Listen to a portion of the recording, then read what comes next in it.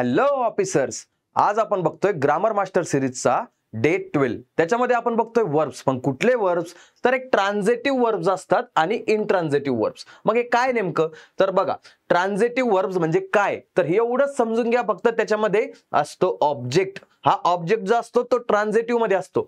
इनट्रान्झिटिव्ह म्हटला तर त्याच्यामध्ये ऑब्जेक्ट नसतो। मग एक्झाम्पल्स थ्रू आपण व्यवस्थित समजून घेऊया, ठीक आहे। जसं की ट्रान्झिटिव्हचे एक्झाम्पल्स म्हटलं, ही किक्ड द बॉल, त्याने किक केलेलं आहे, पण काय तर बॉल, म्हणजे इथं बॉल काय झालेला, हा ऑब्जेक्ट पार्ट मध्ये हा नाउन आलेला आहे, जसं की याला ऑब्जेक्ट म्हणलं जातं। आय राईट एसे, मग हे एसे लिहितोय किंवा मी एसे लिहितोय तर एसे ऑब्जेक्ट झाला, हे काइट्स हा ऑब्जेक्ट झाला।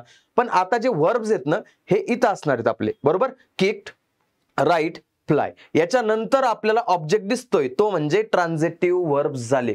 इनट्रान्झिटिव्ह म्हणजे काय होतं, मग ज्याच्यामध्ये वर्ब नंतर आपल्याला ऑब्जेक्ट बघायलाच भेटत नाही, जसं की बर्ड्स फ्लाय, शी स्लेप्ट, याच्यामध्ये कुठे ऑब्जेक्ट आलाय का रे अशा वर्ब नंतर? नाही। मग यालाच म्हणायचंय फक्त इनट्रान्झिटिव्ह आणि ट्रान्झिटिव्ह वर्ब्स।